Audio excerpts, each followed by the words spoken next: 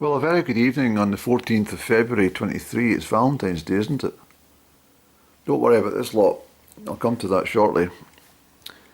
But I was up at 20 minutes to 5 this morning. Can you believe that? I woke. I knew I was not going to get back to sleep.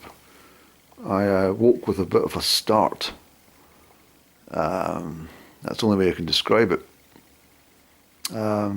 It's probably, well, it's difficult to say, but it may well be as equally bizarre as the occurrence I had in Egypt recently. But if I told you that I was actually having up and down's dream, that's exactly what I was doing. I was dreaming her dream, and she shouted out, and obviously I used her real name because I woke with such a jump. I thought, that's the strangest thing ever, isn't it? She was speaking in her sleep about me, and as I came, I was dreaming her dream, and then I shouted out her name and immediately woke up.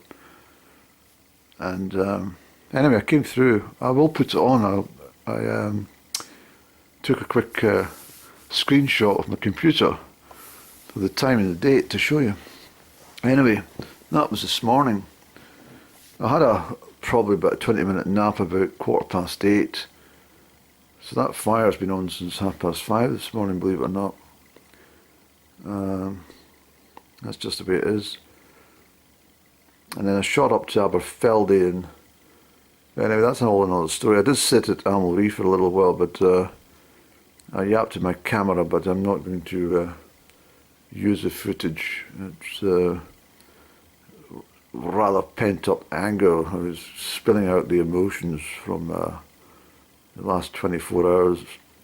You know that situation where one day you're very hurt and very sad, and the next day it turns to anger. It's a kind of situation, I'm not sure if anyone can remember this far back, but certainly when I was a youngster in the playground, there was always boys wanting to fight each other. So a regular occurrence. And, so somebody would get a bash in the nose for no reason at all, and they would bust out crying, and then they would sob and sob for a moment, and then eventually, once the sobbing and emotional sadness was over about the nose, they would lash out in retaliation with anger. Well, that's the kind of situation I had today. So I'm not going to load it because, as I say, I have no resentment against Up and Down. Not really. Her circumstances are entirely different from mine. That said and done, I was rather disappointed that she hadn't sent me a usual Valentine's card. She normally sends one every year, a little perky note.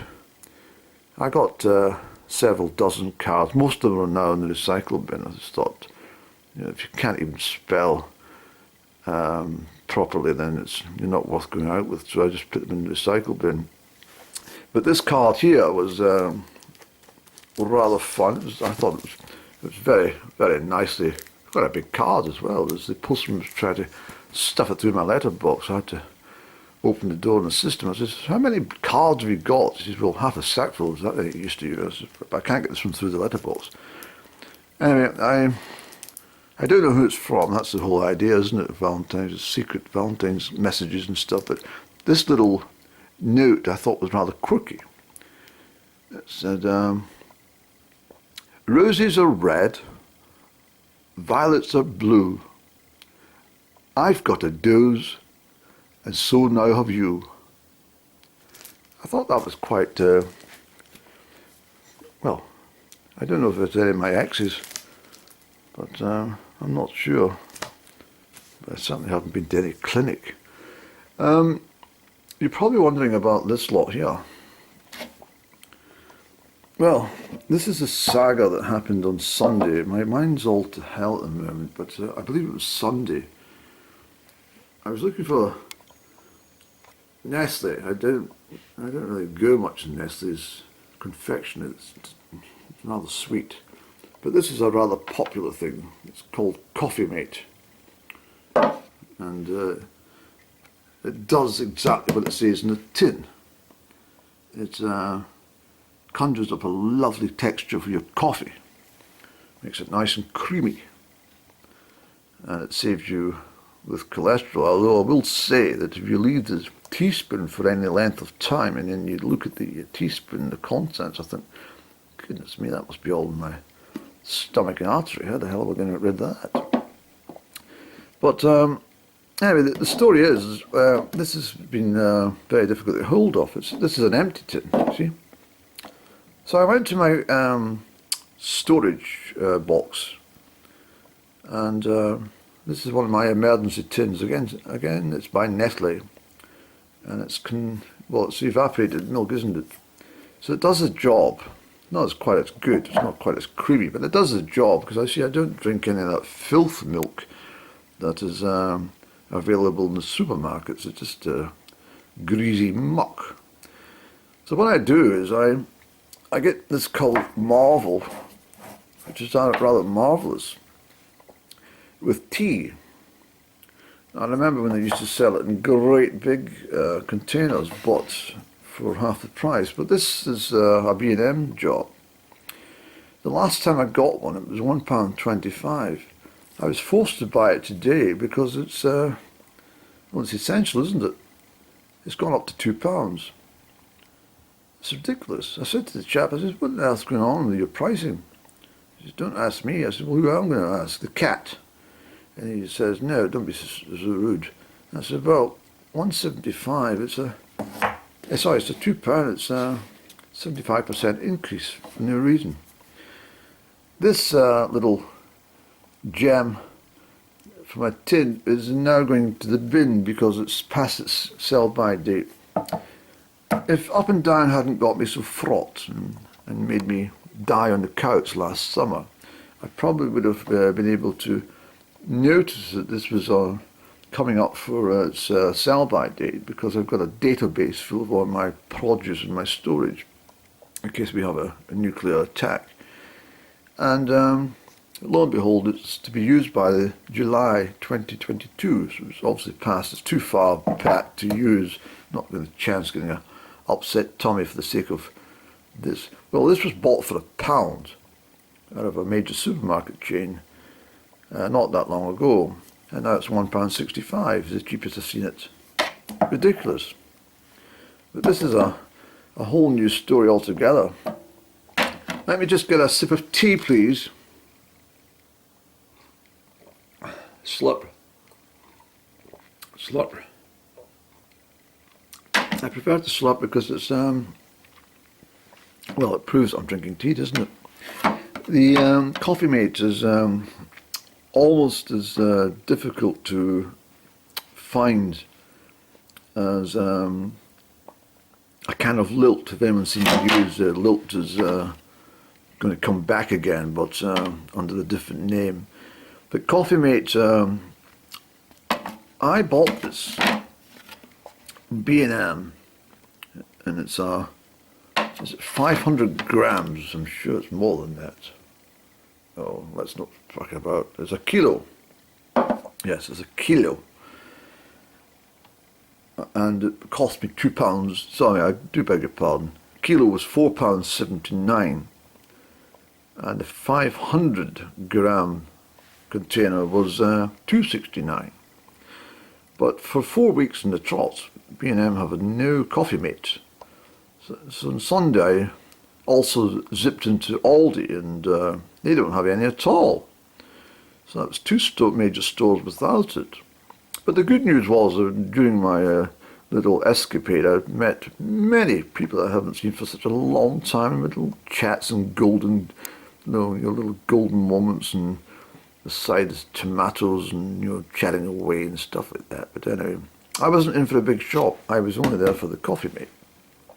So lo and behold, I had to go to the cooperative, the place that the shoppers are always aiming their trolleys at my heels. But I had a incident-free time in the coop on this occasion.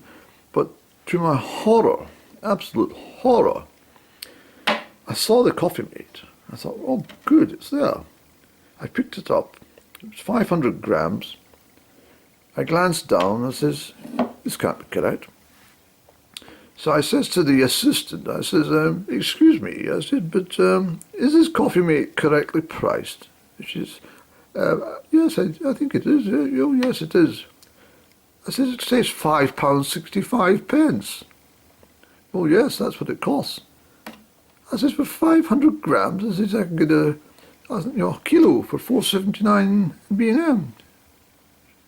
And she just looked at me. So I was starting to get a little bit upset. I says, well, what did you suggest I do? She says, go to B&M then. So I do know what I understand, but I got on a bit of a neck hold.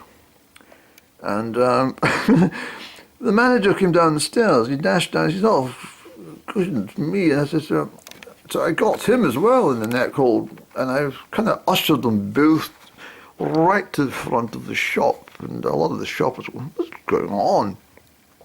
And got all the way to the checkout. And I says, could you bring up coffee mate and tell me what the price is? Obviously, I've still got them both in the neck hold at the same time. And anyway, the chap went to do that, but he also, I seen him pressing some sort of alarm. And the next minute, the whole shop front was also getting closed down, and there was hooters going off and all sorts. And well, a little while later, the police arrived. There was 2 lots of police, and I said, what's going on? And of course, I've still got them in the neck hold. And eventually, the police made their way in, and so they jumped over and said, what on earth are you doing? I says, what? He says, what are you doing with the manager and the assistant? I says, we're going to check the price on Coffee Mate. He said, but you can't do that. I says, really? He says, no, you can't do that, you fool. I says, oh, I didn't know. I says, I'm very sorry. I says, I'm sorry, old chap, I didn't mean that. So anyway, everything was, we all had a bit of a chat about it and said, oh, I'm sorry. I was rather excited about this Coffee Mate. And anyway, that was the story. But what I was going to tell you was also, wasn't my day on Sunday. I mean, I felt all right on Monday when I went to see Up and Down, because I was going to collect part of payment on the 47,000. Although she did pay a lot of it back in counterfeit currency, or bitch. But I'm sorry, but I shouldn't be saying bitch, but she obviously knew that half the currency was counterfeit. But anyway, I was in B&M, and I was wandering around, as I say, looking for this Coffee Mate stuff, and back and forth. All I heard was this girl say, Mum, that's the man that took my wine gums. It stole my wine gums. I recognised the voice immediately from last month when I done seen my load of it. This little girl just blaming me for stealing the last box of wine gums. So I turned around and I said, oh, not you again, you little boot. And her mother was with her. She said, don't you dare speak to my daughter like that. I says, well, I'm sorry, but it's the second time she's accused me of stealing those wine gums. Let me just put the record straight again. She was standing gawking at the chocolate eclairs. I was looking at the wine gums in the normal position, but they weren't there. I thought, they must be sold out. When I remembered there was a position set out just for the festive period. I dashed along, I noticed the box, and I lifted it off the shelf. And the little girl said, no, that's not true. I was waiting for help. I thought you were going to help me get the wine gums off the shelf. I said, oh, shut up. Anyway, the manager of the store came, oh, not you again. I said, what's going on now? I said, this little runt's on about me taking the wine gums. And I said, no. So anyway, there's a bit of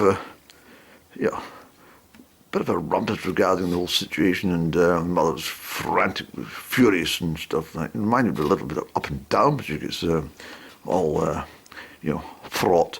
But so I says to her, let me put it another way. I was speaking to her mother this time. I says, let me put it another way then. What have you shopping? And on your shopping list you had maybe a tin of chicken soup, for example. And just as you approached the aisle with all the soups, and you saw it was the last chicken soup on the shelf, and just there was some old lady who was with a trolley, and she was trying to reach up to get the chicken soup from the shelf, and but the rheumatics in her shoulder prevented her from reaching that high. Would you say, "Oh, just a moment, madam, I'll get it for you"? Or would you say, "Oh, there's that chicken soup I'm looking for," and put it in your basket and then zip off down to checkout? She says, "Well, I'll give it to the old lady." I said, "No, you wouldn't. Be honest, you wouldn't give it to the old lady. You would, if it was on your shopping list, you would just take it. And you would probably say to the old lady, 'hard cheese,' something of that nature." Well, it's exactly the same position it was with your daughter. If she wasn't standing there gawking at the chocolate eclairs, she might have been able to reach up and get the wine gums.